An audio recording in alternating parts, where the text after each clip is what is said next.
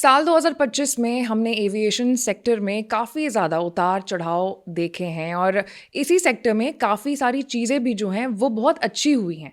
जैसे कि मिसाल के तौर पर हम ज़ेवर एयरपोर्ट को भी ले सकते हैं। तो तमाम जो सवाल हैं एविएशन इंडस्ट्री से जुड़े हुए, आज उन्हें बताने के लिए एबीपी लाइव पर हमारे साथ मौजूद हैं doctor Vandana Singh, chairperson of FAII. Ma'am, बहुत स्वागत है आपका हमारे इस खास पॉडकास्ट पर। शुक्रिया आपका and thank you for having me over. It's an honor. Thank you. Thank you very much. Podcast की शुरुआत करते हैं और सबसे पहले ये जानते हैं कि विजन क्या है, क्योंकि हम यूपी में बैठे हैं तो यूपी से लेकर के शुरू करते हैं कि एविएशन इंडस्ट्री का यूपी को लेकर के क्या विजन है। आपने बहुत अच्छा ये सवाल पूछा आपने। मेरे हिसाब से आवर कंट्री जो हमारा देश है, it's the third largest growing domestic aviation market in the world. तो जब हम डोमेस्टिक एविएशन मार्केट की बात करते हैं, we are the third largest in the world. तो उस तरीके से देखा जाए, और अब हम यूपी स्टेट को देखते हैं, one of the biggest state in our country, हमारे देश का। तो एंड जो जेवर एयरपोर्ट जो अब जनवरी में जाके उद्घाटन होगा, जिसकी 2 बार श्री योगी आदित्यनाथ जी ने रेकी कर ली है, देख लिया है, और प्राइम मिनिस्टर नरेंद्र मोदी इसका इनॉग्रेशन करने जा रहे हैं। This is going to be the game changer, इसको मैं गेम चेंजर बोलूँगी। And a very welcome move, बहुत ही अच्छी मूव है हमारी देश की कि नॉर्थ इंडिया में हम एक ऐसा हब क्रिएट करने जा रहे हैं जो कि we are not only we are looking at passenger traffic, passenger movement. यहाँ पे full logistics park, logistics hub, MRO, aerospace, warehousing, सब कुछ, सब चीज़ का नक्शा बदल दे रहा है ये एक जेवर इंटरनेशनल एयरपोर्ट। हर चीज़ का नक्शा बदलेगा। जहाँ पे आपकी जो कनेक्टिविटी है, अब आप देखिए जिस तरीके से रेल कनेक्टिविटी, मेट्रो कनेक्टिविटी आ रही है, रोडवेज कनेक्टिविटी आ रही है, हर एक चीज़ का डायमेंशन ही बदल रहा है। So looking at the Jewar international airport, this is a game changer of all sorts in my view. And हमारा देश जो world's third largest domestic aviation market है as we speak, and one of the fastest growing economies in the world, जो कि हम Japan और Germany को replace करने वाले हैं। तो I think it is the way to go. ये बहुत स्वागत मूव है, बहुत वेलकम मूव है, और इट शुड मेक एक एक हमारे देश के इंसान को, हम लोगों को बहुत प्राउड और बहुत बहुत अच्छा फील करना चाहिए। अगर हम बात करें अपने देश की और बाकी देशों से, हम हमारे सेक्टर एविएशन सेक्टर को कंपेयर करें, तो हम कितना आगे बढ़ चुके हैं? क्या चीज़ें हैं जो कि अभी भी इम्प्लीमेंट होनी बाकी है? क्या सुधार के चीज़ें हैं जो हमें अभी फोकस में लाना है? अगला साल आने वाला है, साल 2026, तो उसके पीओवी से जुड़ करके ये सवाल मैं आपसे पूछना चाहूँगी। ये भी आपने बहुत अच्छा दुरुस्त सवाल पूछा। एक तो हमें देखना है कि हमेशा आगे बढ़ते रहना है। एंड अगर आप 2014 से 2024, चलिए 2025 तक कंपेयर करिए, ओवर अ डिकेड आप कंपेयर करिए, तो आप चेंजेस देखेंगे कि कितने चेंजेस हुए हैं। उस समय हमारे पास केवल 74 ऑपरेशनल एयरपोर्ट्स थे, और आज 2025 में आप दिसंबर में अभी देखेंगे कि 163 एयरपोर्ट्स हमारे ऑपरेशनल हैं। और हम कहाँ जा रहे हैं? विकसित भारत 2047 की तरफ, जो हमारी स्ट्रैटेजी है। तब हमारे पास 350 से 400 ऑपरेशनल एयरपोर्ट्स होंगे। तो उस मिसाल से देखा जाएगा कि जो हमारा देश है, it is competing with world class. Just behind US and China हमारा देश आ गया है सबसे आगे। एंड इसके पीछे जो पावर है वो है हमारी ग्रोइंग मिडिल क्लास। जो हमारा ड्रीम है, हवाई चप्पल से हवाई जहाज़, जो उड़े देश का आम नागरिक, हमारा जो 10 ईयर का हमने जो अभी एक्सटेंशन दिया है, जो गवर्नमेंट का इंफ्रास्ट्रक्चर आ रहा है, जो गवर्नमेंट का फोकस है इंफ्रास्ट्रक्चर पे, ये सब चीज़ों पे, जिस तरीके से नवी मुंबई एयरपोर्ट अभी इनॉग्रेट हुआ है दिसंबर में और जेवर होने जा रहा है जनवरी में, आप देखेंगे कि ये अब जैसे जैसे 2 decades, in 2 more decades you will see the total ecosystem, the total landscape of the aviation ecosystem changing completely in India. पूरा नक्शा ही बदल रहा है. तो मेरे हिसाब से अगर हमें कंपेयर करा जाए तो हम वर्ल्ड के टॉप 3 में आ चुके हैं और अब हमारे को काफ़ी फोकस करना है, जैसे हमारी गवर्नमेंट फोकस कर रही है ऑन वॉर फुटिंग, कि हमने अपनी स्काइज़ में, इंडियन स्काइज़ में कंपटीशन बढ़ाना है. हमने ये मोनोपोली, डियोपोली जो अभी चल रही है, और जब हमने हाल ही में देखा है कि इंडिगो के साथ पूरा ही it became a national emergency and crisis हो गई थी, ये हमें अलाउ नहीं करना है. बिकॉज हमें ये भी देखना है, सबसे पहले तो हम और हमारे लोग, हमारे यात्रियों को कोई असुविधा नहीं होनी चाहिए, और मोर इम्पॉर्टेंटली हम पूरी दुनिया को क्या इमेज दे रहे हैं, क्या इमेज पोर्ट्रे कर रहे हैं. As the fastest growing economy in the world, 3rd largest to be, तो हमें अपना इमेज भी वैसे रखते हुए आगे बढ़ना है. एंड हमें और कैरियर्स को अपने देश में लाना है जो कि वायबल हों, जो कि लॉन्ग टर्म चले. अच्छा, पीछे की मिस्टेक से लर्न करना बहुत इम्पॉर्टेंट है कि जेट एयरवेज से क्या हुआ, किंगफिशर से क्या हुआ, गो एयर के साथ क्या हुआ. But lessons from the past should teach us the way forward, and the way forward is, I welcome शंख एयर. शंख एयर अगेन उत्तर प्रदेश की शंख एजेंसीज की, शंख एंटरप्राइजेस की एयर है, owned by Mr. Vishwakarma, and this is coming with, for example, अभी 5 A320-200 versions हैं इनके पास, narrow body equipment, and they are now going to have 15 next year and 30 by 2027. It's a very good, bold vision. I welcome Shank Air. In the same essence, I welcome Fly Express. Fly Express क्या है? Fly Express is promoted mainly by cargo and courier forwarding companies. And इस time हमारे देश को, जैसे मैंने कहा, other than passenger traffic, we have to look at cargo. We have to look at the total export, import, warehousing, all of it. And Fly Express coming in, ये भी बहुत बड़ी चीज़ है हमारे देश के लिए कि इसको भी हमारी गवर्नमेंट ने NOC दे दिया है. And third, जो Al Hind Air है, Al Hind Air, which is Kerala, Kochi headquartered, this is expanding. अब अभी तक it used to only take care of Umrah and Hajj passengers all over, all going to Jeddah, Makkah, Medina.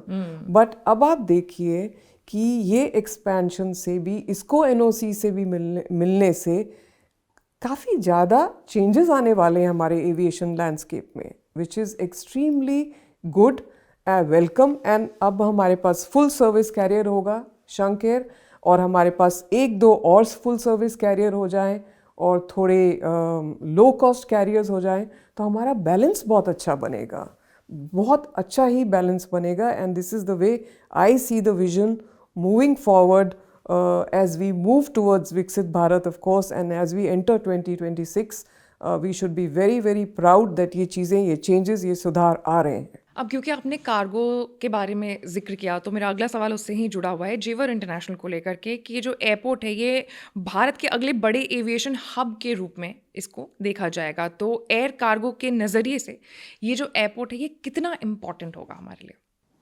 बहुत ही ज़्यादा अहमियत रखता है, because ये जो एयरपोर्ट है अभी ऑफ कोर्स फेजेस में खुल रहा है. First phase we are opening 1500 एकड़, बट इसका जो है, it's one of the largest airport, so 7000 एकड़ पे स्प्रेड है एंड बियॉन्ड. एंड जैसे मैंने कहा, it's cargo hub, warehousing hub, aerospace hub, MRO hub, logistics पूरा पार्क बन रहा है यहाँ पे. और अगर आप देखिए, when it comes to import export in the world, The fastest mode of import and export is cargo, aviation cargo, Yes. which goes of course in the belly hold. And हमारे पास जो होते हैं freighters, we have full freighters such as Boeing 747s, such as MD-11s, such as all these Airbus equipments that are coming in, which are full-blown cargo freighters, which can carry anything of a payload from 80 tons to 110 tons. Okay, so when we look at cargo, आप देखिए कि हमारे देश का आयात निर्यात माने आप देखिए कि जितनी भी we are a pharma capital of the world, correct. तो हमारे देश में से जितना भी जेनेरिक फार्मा जा रहा है, all of exports that is happening, all of life-saving drugs that are happening, all of valuables that are going out, all of RMG, I say ready-made garments or high-end fashion that's going out, all of it is made in India, including perishables. Yeah. Okay, everything, perishables, pharmaceuticals, RMGs, all are coming out of India. And Jewar International Airport इसमें बहुत बड़ा role play कर रहा है, because becoming a cargo hub we are attracting the biggest players in the world as far as cargo is concerned. So not only the economy will grow, the whole employment will grow for people, but also at the end of the day हमारा सारा exports grow करेगा. And हमारे को exports grow करने के लिए via the air mode ये काफ़ी ज़रूरत थी that we have some sort of a dedicated cargo terminal.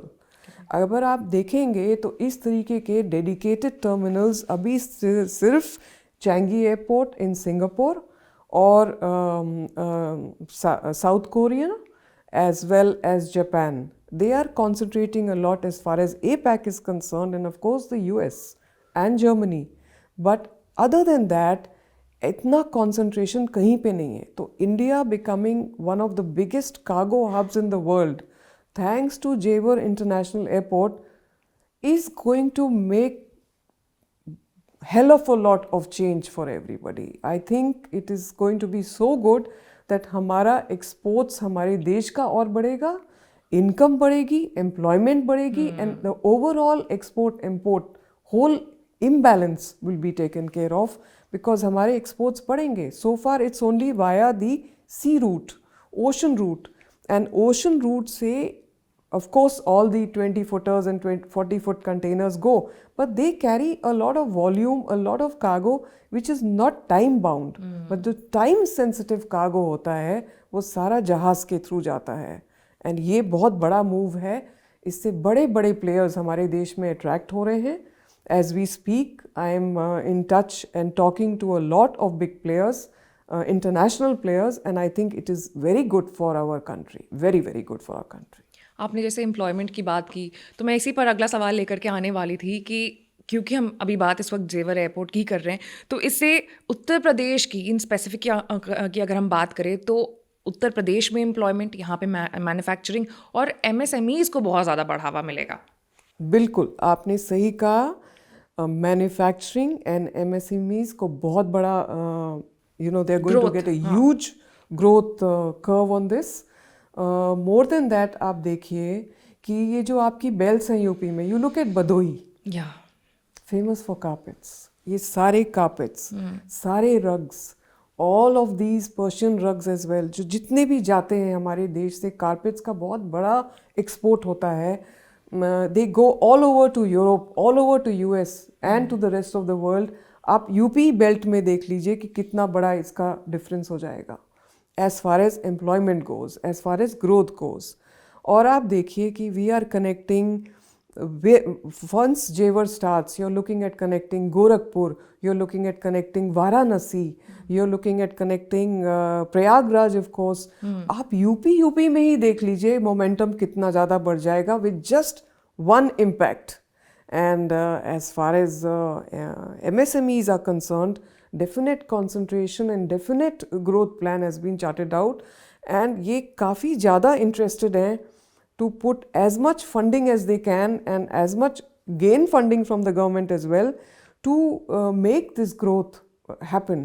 And I see कि ये सब कुछ बहुत बहुत अच्छे तरीके से होगा, आगे बढ़ेगा, एंड इसमें हर चीज़ का नाम हम लोग कमाएंगे. तो यूपी में जो ये सब हो रहा है, इट्स डेफिनेटली, जैसे मैंने कहा, सब कुछ नंबर्स ही बदल जाएंगे. जब हम 10 साल भी आगे देखेंगे, या आप 5 years भी आगे देखें, फिर 10 साल, फिर 15 और 2047 तक आप देखेंगे, तो सारा लैंडस्केप बदल गया. यूपी में एक्चुअली बहुत आर्ट एंड क्राफ्ट है भी, मतलब यूपी का हर एक ज़िला, हर एक जो शहर है उसमें कुछ ना कुछ खास है. लेदर से ले लीजिए, आपने कारपेट्स के बारे में बात किया, तो इसका इम्पोर्ट एक्सपोर्ट काफ़ी ज़्यादा बढ़ जाएगा. और अगर हम पूरे नॉर्थ को लेकर के देखें, तो क्या पीओवी है एविएशन सेक्टर का इस पूरे मामले पर? आप अभी पूरे नॉर्थ को देख लीजिए, एंड पूरा north is going to in fact impact the entire country. Correct. And जो हमारा देश है, अगर आप यूरोप कॉन्टिनेंट लीजिए, India is the size of western Europe. तो आप जो इम्पैक्ट देख रहे हैं, जैसे आपने राइटफुली कहा, पूरे आर्ट्स, हैंडीक्राफ्ट्स, ये पूरी मुरादाबाद की जो पूरी बेल्ट है, पानीपत, मुरादाबाद, ये सारी जो बेल्ट है, और जो आगरा से आता है, ये सारा आप देखिए, एंड इसको आप कनेक्ट करिए, तो आप देखेंगे कि पूरे नॉर्थ में इसका इम्पैक्ट है, पूरी कंट्री में इसका इम्पैक्ट है. एंड बिकॉज कंट्री में इम्पैक्ट है, तो पूरे वर्ल्ड वाइड इम्पैक्ट होने वाला है. Because you see, we are the top exporters also of handicrafts, arts, all of crafts, as well as I mentioned, of course pharma belt हमारी ज़्यादा south में है, पर नॉर्थ में भी हमारी फार्मा बेल्ट है. आप देखिए कितना ज़्यादा हमारा आयुर्वेदिक एक्सपोर्ट्स होते हैं from the northern India belt, और कितना ज़्यादा हमारे I wouldn't say garments, but definitely pharmaceutical, definitely perishables, जितना भी आपका लखनऊ से जो फ्लाइट्स जाती हैं, फॉर एग्जांपल, अगर आपको उसके बारे में मैं बताऊं, तो जहाज़ जो है, even a normal passenger aircraft that is flying, for example, Saudi Arabian Airlines that I used to work for, flying with the 777 equipment with a belly hold of 22 tons to 25 tons, of 22 tons of cargo, entire 22 tons, which is 22,000 kg daily, 3 times a day, to just Jeddah and Riyadh, is full of mutton. Oh God. That's perishable. कहाँ से जा रहा है? UP से जा रहा है. तो आप यूपी में देख लीजिए पेरिशेबल्स, आप देख लीजिए हैंडीक्राफ्ट्स, आप देख लीजिए फार्मास्यूटिकल्स, आप देख लीजिए किस तरीके से ये बढ़ोतरी हो रही है. It is unimaginable. एंड आप अब देखेंगे कि जेवर के आने से किस तरीके से ये हब एंड स्पोक मॉडल बनने वाला है. Everybody is feeding into Jewar Airport, and it is going to blossom. Just the way आप अभी देखें 2 weeks पहले ये Guwahati international airport prime minister ji ने इनॉग्रेट करा है. अब आप गुवाहाटी से देखिए, it's become like a hub and spoke again. And पूरा नॉर्थ ईस्ट का, although 10 more airports we have opened in the northeast under the Udan scheme, and we are planning to open more and more airports. पर आप देखिए कैसे one Guwahati International Airport has become the hub and spoke model as far as northeast of India is concerned. And आप देखेंगे उसी तरीके से Jewar will be the hub and spoke model for every city feeding into it, and exports getting out from here. Similarly, imports coming in, but exports will grow, and that is what we want, कि हमारे exports बढ़ने चाहिए, and ऐसे ही बढ़ेंगे. निवेश पर भी हमारे जो मुख्यमंत्री हैं योगी जी, वो बहुत ज़्यादा ध्यान देते हैं. और आई थिंक जो 2047 का सपना है, उसमें एक बहुत बड़ा जो रोल है ये जेवर एयरपोर्ट भी निभाएगा, डायरेक्टली और इनडायरेक्टली. तो इससे जुड़ा मेरा अगला सवाल है कि क्या अंतर्राष्ट्रीय कार्गो और लॉजिस्टिक्स कंपनियां जेवर एयरपोर्ट में दिलचस्पी दिखा रही है, निवेश के उनके प्लान्स हैं? बिल्कुल, और मैं उसमें पूरी तरीके से इन्वॉल्व हूँ. अब आप अंतर्राष्ट्रीय कार्गो कंपनीज की बात करिए, for example Deutsche Holdings, DHL, which is one of the largest, or you see major forwarding companies like Kuehne+Nagel, which is basically Swiss based, or you see other companies like DSV, which is based out Danish multinational. आज की date में सबके सब have shown interest, and everybody, as far as forwarding companies, logistics companies are going in terms of multinational companies, सारे के सारे invest कर रहे हैं as we speak, because they can see they can see कि आगे क्या होगा. It's a big boom जो आगे दिखाई दे रहा है, and this is the next leap that we call. And अगर अभी इन लोगों ने इन्वेस्ट कर लिया, जैसे आपने कहा दिलचस्पी दिखा रहे हैं, तो फिर आगे जाके इन्हीं का फ़ायदा है. They will grow. एंड देखिए, India is the hub. We want to be the hub for the world, and we are becoming the hub because geographically we are very well located. आप यही देख लीजिए कि हमारे देश में ट्रांजिट पैसेंजर्स कितने होते थे और अब कितने, उससे आप मायना लगाइए. या आप रीजनल कनेक्टिविटी की बात करें तो आप देखिए कि 2025 में ही कितने फर्स्ट टाइम फ्लायर्स थे.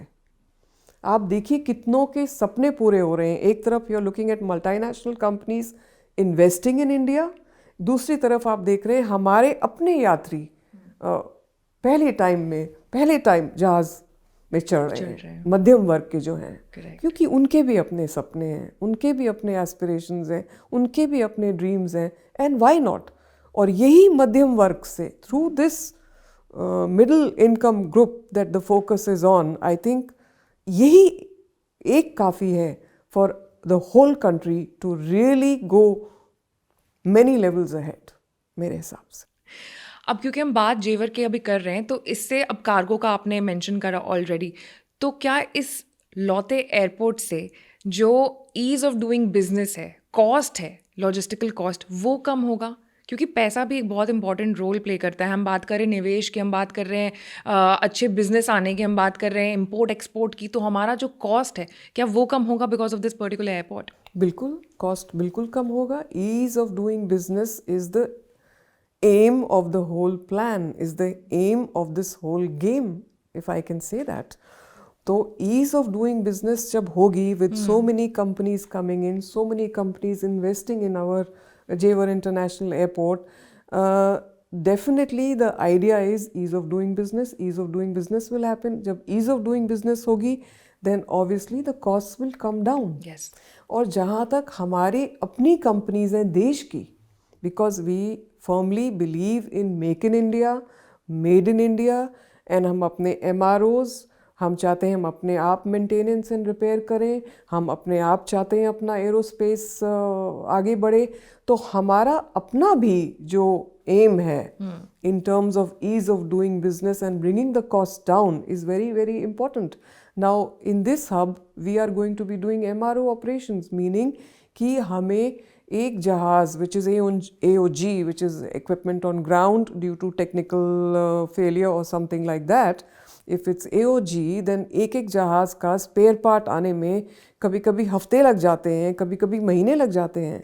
अगर हम वही चीज़ अपने यहाँ पे मैन्युफैक्चर करने लगें, जिस तरीके से हमारा तेजस का अभी ऑर्डर्स आ गए हैं हमारे, एंड तेजस के जो हम खुद बना रहे हैं, that is again UP, right? Correct. And आप ये देखिए कि अब हमारे पास, हमें तो अपने खुद ही देने हैं, बनाने हैं, to make sure our squadrons are fully equipped in the Indian air force.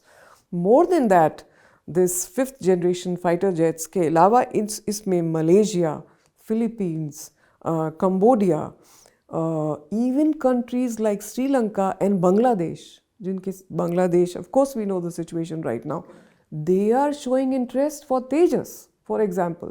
तो coming back to MRO तो बहुत ही important part है हमारे पूरे जेवर के मैप का. and ease of doing business and value for money and costs coming down, ये तो ज़रूर होगा, बिल्कुल होगा. we are looking at a grand jump over here. Wow. इससे मुझे सस्टेनेबिलिटी की भी जो बात है वो याद आ जाती है, और इसी से जुड़ा मेरा अगला सवाल है कि आज के समय में सस्टेनेबिलिटी बहुत बड़ा मुद्दा बन करके आया है सामने, और जेवर का एक ग्रीन और फ्यूचर रेडी कार्गो एक्सपोर्ट कैसे बनाया जा सकता है इसको? बिल्कुल, देखिए जैसे आप बोल रहे हैं ग्रीन और फ्यूचर रेडी कार्गो टर्मिनल, ये ज़रूर बन रहा है as we speak. Everybody talks about green energy. We talk about SAFA fuel, or we call sustainable aviation fuel. Low carbon emissions, ये सब जो हम लोग बात कर रहे हैं, सारी दुनिया में क्लाइमेट की बातें हो रही हैं, रिड्यूसिंग कार्बन एमिशंस की बातें हो रही हैं. और जो जब न्यू जनरेशन जहाज़ आ रहे हैं, एयरक्राफ्ट्स आ रहे हैं, they are very fuel efficient aircrafts with low carbon emissions and responsibility towards you know going on long haul flights, utilizing less fuel. ये सब हो रहा है. As far as our airport is concerned, this is जैसे Ayodhya, again UP. Correct. And you see Ayodhya is a major greenfield airport. It is the greenfield airport as we speak, and also a major tourism hub that we are developing it into. In the same vein, Jewar is coming up as a greenfield airport, and we will make sure, like any other top international airport in the world, that we are not just competing with them, but we are ahead of them. तो इसके सारे we are following a proper route map. ये नहीं है कि बस बोला जा रहा है कि ये ग्रीन फील्ड एयरपोर्ट है और ये लो कार्बन एमिशंस होंगे और फ्यूल एफिशिएंट एयरक्राफ्ट्स होंगे. ये हो रहा है, ये सच में हो रहा है, because the world is committed towards this as a plan as such. तो as far as cargo is concerned, I think excellent way forward for them. Excellent, absolutely. अब क्योंकि हम फ्यूचर की बात कर रहे हैं, तो एआई भी एक बहुत बड़ा रोल यहाँ पर निभाती है. तो एआई से जोड़ करके अगर हम देखें, तो एआई ऑटोमेशन और डिजिटल कस्टम जैसी जो टेक्नोलॉजी है, वो जेवर को शुरू से ही कितना एफिशिएंट बनाने में मदद कर सकती है. काफ़ी मदद कर सकती है और कर रही है. और आप एआई का अगर सही तरीके से इस्तेमाल करें. पर मेरा इसमें ये भी मानना है जी कि एक तरफ एआई और एक तरफ हमारी ह्यूमन इंटेलिजेंस. आप ये देखिए कि human intelligence, we are the experts who are feeding the AI. तो एआई के पीछे भी ह्यूमन बींग्स बैठे हुए हैं जो उसको फीड कर रहे हैं, उसको अपडेट कर रहे हैं और एग्जैक्ट इन्फॉर्मेशन दे रहे हैं. ठीक है. तो एआई का ठीक से यूज़ तो हर जगह हो रहा है, हर इंडस्ट्री में हो रहा है, इंक्लूडिंग एविएशन इंडस्ट्री. लाइक जेवर में काफ़ी यूज़ हो रहा है. बट सही वही होता है when you are able to balance artificial intelligence with human intelligence. We don't want everything going in the hands of the machine. Correct. One should never let go of things in the hands of the machine. And I don't want to talk here about the AI crash, Air India crash that happened on June 12th. But I do believe that we as human beings have to control AI, and AI if used in a proper manner, ठीक तरीके से अगर इस्तेमाल करेंगे तो इसका बहुत अच्छा यूज़ है, बहुत अच्छा इसका आउटपुट है. अगर इनपुट अच्छा है तो आउटपुट अच्छा है. पर अगर इसको हम ठीक तरीके से यूटिलाइज नहीं कर पाए तो हमें अपने आप की पावर को नहीं भूलना है. That we are the people behind it, and we have to never let our mind stagnate to that extent कि हम एआई पे कम्प्लीटली डिपेंडेंट हो जाएं. ये मेरा मानना है. A fine balance is what is the call of the day today. अपने हाथ से बेसिकली कभी कंट्रोल लूज नहीं करने देना है. बिल्कुल. आगे बढ़ते हैं अब, क्योंकि हम साल 2025 ख़त्म करके 2026 में जाने वाले हैं, और अगले साल ही मैं आपको बता दूं कि इनॉग्रेशन भी होने वाला है इस एयरपोर्ट का. तो ग्लोबल एविएशन का जो पूरा मैप है, हम इस एयरपोर्ट को कहाँ पर स्टैंड करता हुआ देख सकते हैं? बहुत अच्छा जवाब पूछा आपने. And I am a proud Indian. बहुत प्राउड इंडियन हूँ. सोल्जर्स की फैमिली से आती हूँ जी. और आप मुझसे पूछेंगी ये तो मैं बोलूँगी we will be amongst the top 5 international airports in the world. I see Jewar International Airport to be one of the biggest hubs in the world as far as passenger traffic is concerned. Of course, in phase 1 we will have 150 flights a day with about growing up to we will take up to 1.5 crore passengers. As far as passengers are concerned, as far as cargo is concerned, We have a plan to go to jump from 3.8 billion tons to 10.8 billion tons is the vision. It is the 2030 vision, my dear. It's not the vision 2047. Oh, So it's like I quite believe, near. yeah, I believe that is going to happen with the Jewar International Airport coming up as a major cargo and logistics manufacturing hub. And as I said, amongst the five largest international airports in the world, biggest passenger and cargo and transit hub in the world, and major international players coming in, international airlines coming in, and international players coming in, cargo operators coming in, and I also see a lot of transit activity going on in this hub. अगर एक सवाल मुझे दिया जाए पूछने के लिए आज के देश में, जैसे कि मैंने अपने ओपनिंग में भी कहा कि इस साल में हमने देखा कि एविएशन सेक्टर में कितना उतार चढ़ाव हम सबको देखने को मिला। काफ़ी ज़्यादा तकलीफ़ें भी हुई, इमरजेंसी की सिचुएशन आ गई, क्राइसिस से हम बहुत जूझे हैं, लेकिन सुधार भी कहीं ना कहीं इस पूरे सेक्टर में हो रखा है। और मिसाल के तौर पे हमने जेवर को ही लिया था। How important are airlines, how important are airports today? Extremely important. They are very very important because देखिए, अब जरा थोड़ा सा पीछे जाते हैं जून 12 पे, when we look at Ahmedabad international airport, अब आप देखिए आसपास इंफ्रास्ट्रक्चर नहीं होना चाहिए. We do not allow infrastructure और बिल्डिंग्स अराउंड.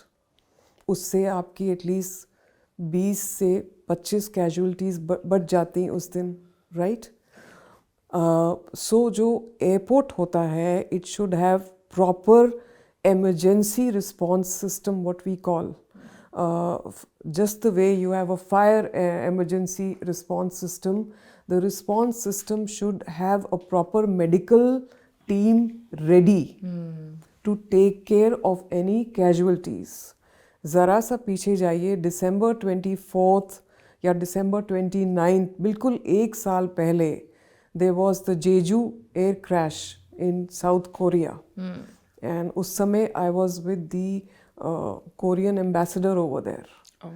इसमें I think 169 lives were lost. अगर आप December 24th 2024 पे जाएं तो, या December 29th, they were all coming back after celebrating Christmas from Bangkok to Jeju. And keeping everything aside, whatever the factors were there, sorry, I went a little bit into international space right now. Keeping everything aside, the aircraft went into a structure which was made for the antennas, but it was a hard structure. It was not a structure which was a foldable structure or where the aircraft could have gone through and there would be no casualty. But then that so many lives could have saved, and I believe apart from the engine failure, apart from the emergency that the pilot was facing, he got clearance to land on this runway, and it went and collided into a structure which caused a major blast, and only 2 people at the rear end of which were the crew survived. Rest of all the passengers who perished. So coming back to airports, हमारे कैसे होने चाहिए? हमारे airports ऐसे होने चाहिए जिनके पास पूरी हमने वो दी हो, पूरी प्लानिंग के साथ बने हो. Beyond the airport there is a marshy area, there is a green area, और वी कॉल कि अगर एयरक्राफ्ट स्किड भी हो गया या शॉट भी ओवरशूट भी कर गया रनवे से, it can go deep into it and फिर भी कोई कैजुअलिटी नहीं होगी, because it will go into mud, it will go into माशी land. So you don't need structures around it.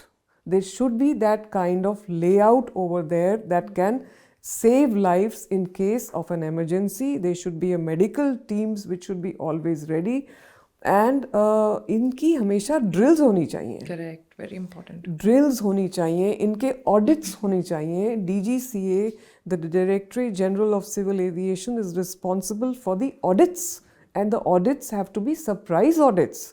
ये बता के नहीं जाना है कि भाई हम ऑडिट करने आ रहे हैं. It has to be surprise audit to see कि भाई इस एयरपोर्ट में चल क्या रहा है. तो with our growing image, as I said, as the world's 3rd largest aviation market in the world, we have to make sure our airports are having the world class infrastructure. They are ready, they are state of art in terms of anything, and any kind of emergency has to be handled by us, by the airport. The airport is directly responsible. अब हाल ही में आपने देखा है Indigo के साथ क्या हुआ है, और आप देखिए कि लास्ट वीक की बात कर रही हूँ या मैं 4 दिन पहले की बात कर रही हूँ. I am not going to name the exact flight. The flight was coming, one was coming from Bhubaneswar and and one flight was coming from CCU, from Kolkata to Delhi, and one flight was coming from Guwahati to Delhi, Indigo. 4 दिन पहले flight land करती है 5:30 बजे गुवाहाटी से शुरू होके 5 बजे शुरू होके 7:30 बजे इंदिरा गांधी इंटरनेशनल एयरपोर्ट पे लैंड करती है. 7:30 बजे से 9:30 बजे तक पैसेंजर्स जहाज़ के अंदर बैठे हुए हैं. पायलट कहते हैं sorry, no communication with ground staff, क्योंकि उनको बे नहीं मिली है पार्क करने को. जब पार्क करते हैं तो वो बस के थ्रू एयरपोर्ट के अंदर आते हैं, और उनको जब लगेज मिलता है तब तक रात के 11:15 हो जाते हैं. तो 7:30 बजे कड़ी लैंडेड फ्लाइट से पैसेंजर्स को 11:15 बजे अपना बैगेज मिल रहा है. And you are talking of a domestic flight from Guwahati to new Delhi. Please check क्या what did the airport do here? Were their baggage belts working, or was it the fault of Indigo that they did not know कि किस baggage belt पे क्या जा रहा है? What was the communication problem? Was there a ATC problem? So काफ़ी चीज़ें ये हमें देखनी है कि हमें हर चीज़ का सुधार लाना है. Even with ATC हमारे पास कैसे trained ATC towers में लोग काम कर रहे हैं? How equipped are we? हमारे देश का जो यूथ है, हमारे देश का जो एजुकेटेड ब्रेन है, it should not be a brain drain that सब बाहर भाग रहे हैं. It should be now reverse trend where we are having the right people, right experts working in the right places, because aviation is not a child's play. You need absolutely the right players doing their jobs. तो अब मैंने ये आपको इंडिगो का हादसा बताया, and I am not even going to the 12-day saga of the national emergency जो हम लोगों ने फेस करी है, जहाँ पे एक इंसान की ऐसी दुर्दशा हुई है. We don't even know how many lifes have gone, कितनी मेडिकल इमरजेंसीज थी, किनकी क्या हालत हुई है. पर मैं तो आपको 4 दिन पुरानी बात बता रही हूँ कि ये फ़्लाइट के साथ पैसेंजर्स 11:15 बजे को बैगेज लेके बाहर निकले. वो कब फ्लाई करेंगे दोबारा? अगर इंडिगो की सिर्फ हम बात करें तो ये जो पूरा क्राइसिस था, ये जो पूरा इमरजेंसी सिचुएशन बना, क्या इसको टाला जा सकता था? बिल्कुल. ये टालने वाली बात, टालना ही क्यों था? They just had to make sure that the final phase of the FTTL norms that were given by the government, okayed by the Supreme Court, had to be followed. Why did they not follow? Why was Indigo not checked and timely checked and audits done to make sure that the pilots are in place? Why did they come up with this excuse that please, and they arm twisted our government, elbow इस तरीके से धक्का दिया, ऐसी national emergency create कर दी, ऐसा crisis create कर दिया that the government had to backtrack and say ठीक है, आपको FTTL के लिए we are giving you extension up to 10th February 2026. Why are we playing with the safety and security of the pilot? क्या pilot का rest time नहीं बनता? क्या फ्लाइट ड्यूटी आवर्स जो हैं इनके एज पर the norms should not they be 48 hours? Why are they only given 36 hours? We talk about pilot fatigue. अब जो pilot fatigue की बात है, this is not just an Indian phenomena, it is a global phenomena that pilot fatigue is being addressed. But pilot fatigue को address करने के लिए जो वर्ल्ड वाइड नॉर्म्स हैं, जो FAA के नॉर्म्स हैं, जो ICAO international civil aviation organisation के नॉर्म्स हैं, why are we not following the FDTL norms? Why? हमारे पास पायलट्स की कमी नहीं है. इंडिगो ने अगर जिस तेज़ी से, जिस रफ्तार से ये जहाज़ ऑर्डर कर रहे हैं, 1000 equipments of Boeing, 500 equipments that Air India has ordered, उस तरीके से आपने पायलट्स क्यों नहीं हायर करे? They should be taken to task. There should be a heavy penalty on them. they cannot be let off this kind of casual behavior or arm twisting the government. इन पे तो सख्त कार्रवाई होनी चाहिए. ये नहीं होना चाहिए कि कार्रवाई हुई और फिर भूल गए. No, this is against. So basically you cannot put everything. This is called abuse of dominance. Abuse of dominance जो हमारी competition commission of India है, competition compliance of India है, it's against it. Abuse of dominance is a offense which is not just section 420 which is cheating and lying to passengers. It is also another section, I think 464 or 484 if I'm not wrong, of IPC. And again, abuse of dominance, they have to be taken to task. It cannot be allowed and we are being watched by the world. तो yes, आपका इसके आगे बढ़ते हुए yes, सुधार आने हैं, सुधार होने हैं और सुधार हमें देखने हैं. ये नहीं कि देखा जाएगा जैसे बोला जाता था, होएगा, देखेंगे. नहीं, ऐसे फ्यूचर टेंस में बात नहीं करनी है. It has to be seen by our eyes, it has to be felt by us, and every passenger has to endorse it. हर यात्री को ये endorse करना है कि हाँ, हमारे लिए सफल यात्रा हुई, हाँ हमें प्रॉब्लम एयरपोर्ट पे नहीं हुई, हाँ हमारा बैगेज टाइम पे मिला, हाँ हमें चेक इन पे कोई ऐसी प्रॉब्लम नहीं हुई. It has to be smooth, it has to be efficient. Digi Yatra has come in, so many things are there. आप उसका ठीक से यूज़ करिए.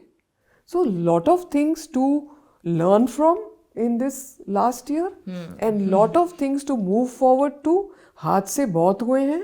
The Ahmedabad air crash, I'm waiting for the final report to come out, and we were not happy with the fudgy report that came out earlier, which was basically pointing towards the pilot, because it was definitely not the pilot as per the experts. And we have always said that look at the electrical and the software malfunctions of the aircraft. So that report should come out within the first year, which means that by next April, we expect, May, June is the last date. Right. It has to come out before that as per law. And again, the Indigo crisis cannot be repeated. So the government has to make sure that we don't put all eggs in one basket. जैसे हम ठीक से इसको spread करें and we make things more competitive, जिससे हमारे passengers का भी fares कम हो. Exactly. तो हवाई जहाज से हवाई चप्पल से हवाई जहाज कहाँ पहुँचेंगे हम लोग? I was just coming to that point, fare की बात जहाँ कर रहे हैं, and I would not like to call it only Indigo crisis, क्योंकि Indigo के अलावा भी जितने एयरलाइंस थे उन्होंने भी मौका परस्ती, एक तरीके से मैं कह सकती हूँ, काफ़ी अपॉर्चुनिस्ट थे कि in the place way they could have help the other passengers but they didn't. उन्होंने अपने टिकट्स के जो प्राइसेस हैं उनको काफ़ी ज़्यादा हाइक कर दिया. I was present at the moment there at the Delhi airport and I was looking at people. मैं देख रही थी लोगों को वो कितने ज़्यादा परेशान हैं. बाकी एयरलाइंस के टिकट्स वो चेक कर रहे हैं. दिल्ली से मुंबई इट वॉज 40,000, दिल्ली से गुवाहाटी इट वॉज 50,000. मतलब कुछ भी 10,000 के नीचे नहीं था. जिस फ्लाइट के लिए आप 5 से 6,000 रुपये देते थे वो अब 40-45 हज़ार रुपये में दूसरे एयरलाइंस वाले बेच रहे थे. तो आई थिंक कि ये इंडिगो क्राइसिस में सब अपनी अपनी रोटियां सेकने की कोशिश कर रहे थे. बिल्कुल आपने सही कहा. And this is something that मैंने ये काफ़ी फोरम्स में ये बात उठाई है, because there was no civic moral responsibility. National emergency हो गई, नेशनल क्राइसिस हो गई, तो एयर इंडिया ने और अकासा ने और स्पाइस जेट ने क्या किया. Even as you mentioned, you were stranded at Delhi. My cousin was travelling from Bangalore to Delhi and paid 68,000 one way to reach Delhi on Air India. The question is कि उस समय Tata Sons, Tata group, being such a huge brand in India and a respected brand, okay, currently in the structural and in the makeover for Air India, but could not they have directed Air India to make sure that जितना वो comfort कर सकें, जितनी extra sections वो fly कर सकें, कि थोड़ा relief दें, ना कि do a highway robbery. I call it a highway robbery. Correct. Right? And same goes for other airlines. 30 जहाज़ अगर अकासा के पास हैं और 33 जहाज़ स्पाइस जेट के साथ हैं, तो वो लोग क्या कर रहे थे, उन्होंने क्या हेल्प किया. So definitely question is to be asked And when this investigation is now being done about Indigo, this is also coming in. So that's why जो हम कहते हैं capping of fares, which has just come in. बीच में देखिए आप कुंभ मेले पे देखिए क्या हुआ था. कुंभ is also UP. Again, UP, कुंभ में yes. क्या हुआ था? Prayagraj to Paris. Delhi to Paris was cheaper than Prayagraj to Paris. Correct. Okay, sorry, Delhi to Prayagraj. हाँ. Right? I could have gone from Delhi to Paris and come back to Delhi, but I could not have flown from Delhi to Prayagraj or Cochin to Prayagraj or Mumbai to Prayagraj because the fares went through the roof. They were going above 1,08,000 one way. तो लूट मची हुई थी एक तरीके से. उस समय capping I, then capping was phased out. Then again now capping has come in. As far as capping is concerned, इसको ठीक से understand करना बहुत important है because there has to be a bandwidth कि भाई your minimum fare and maximum fare. And आप जब मिनिमम और मैक्सिमम फेयर कर रहे हो तो एयरलाइन ये नहीं बनता कि भाई हम मैक्सिमम पे ही अटके रहें और बीच में नीचे कहीं जाए ना. Everything has to be carefully monitored. Actually तभी ये जो हवाई चप्पल से हवाई जहाज तक का सपना है, आई थिंक तभी ये पूरा हो सकता है जब एक प्रॉपर कैपिंग लगे, मिनिमम और मैक्सिमम तय हो, क्योंकि आम आदमी तभी फ्लाई कर सकता है. बिल्कुल आपने सही कहा और I think everybody has woken up to that. Government is becoming very strict with that, and government, the Civil Aviation Ministry is monitoring this very strictly now. That ये जो capping है minimum and maximum, इसको ठीक से monitor किया जाए with each airline perspective, and a proper report be given every month कि भाई ये इनके median fares थे, ये sectors में high fares थे, sector wise ये स्टडी करना चाहिए. एंड फिर they have to be cautioned और they have to be patted और they have to be given a boost, whatever it is. Even in sectors when we talk of Udan scheme का main हमारा ये है कि हमारी regional connectivity बढ़े. And हमने 619 रूट्स थ्रू उड़ान क्रिएट कर दिए हैं एंड हमारा एम है to add another 230 routes by next year. अब रूट्स तो ऐड कर रहे हैं बट देयर आर सर्टन जिसको बोलते हैं रिमोट एरियाज और अंडर सर्व्ड एरियाज, जो दूर के होते हैं areas within our country such as north east. उसके लिए government is doing viability gap funding. Okay, viability gap funding में you have to provide incentives, you have to provide certain schemes to attract airlines की. देखिए आप 68 passengers को fly कर रहे हैं, आपकी इतनी सीटिंग कैपेसिटी, आप ये नैरो बॉडी कर रहे हैं, पर अगर आप इधर आ रहे हैं, डिब्रूगढ़ आ रहे हैं और आप छोटे छोटे एरिया कोहिमा जा रहे हैं, एजवल जा रहे हैं, इधर जा रहे हैं, तो हम आपको इस तरीके से कर रहे हैं कि आप वाया बागडोगरा आ रहे हैं या ऐसे आ रहे हैं. तो इस चीज़ के लिए भी government is totally tuned in कि ये प्रोवाइड किया जाए. तो ये चीज़ें सब मॉनिटर हो रही हैं, कैपिंग भी मॉनिटर हो रही है, बिकॉज एम क्या है कि ये हवाई चप्पल से हवाई जहाज़ ये ड्रीम ना रह जाए और ये रियलिटी रहे. एंड लोग सच में जो हमारा मिडिल इनकम ग्रुप है जिनका ये एस्पिरेशन है, ये एस्पिरेशन ट्रू हो. I just hope. और मैं ये भी उम्मीद करूँगी कि इसकी शुरुआत जो है वो यूपी से ही हो, क्योंकि अगले साल एक बहुत बड़े एयरपोर्ट का उद्घाटन होने वाला है और बहुत सारी उम्मीदें हैं, निवेश की उम्मीदें हैं. और 2047 भी हम एक एम लेकर के चल रहे हैं. लेट्स सी कि क्या होता है. एंड एंड करूँगी मैं यह पॉडकास्ट यही कहते हुए कि ये सारी चीज़ें जो यूपी से शुरू हो रही हैं, I am very happy to call myself a proud citizen of UP. Thank you so much ma'am हमारे साथ जुड़ने के लिए इस पॉडकास्ट में, और अपना जो एक्सपीरियंस है, अपना जो नॉलेज है, वो हमारे व्यूअर्स को बताने के लिए, हमें एनलाइटन करने के लिए. Thank you so much. Thank you so much and it has been a pleasure to talk to you. And I hope that our country, with Jewar International Airport coming in, moves from strength to strength. I just hope the same. Thank you so much.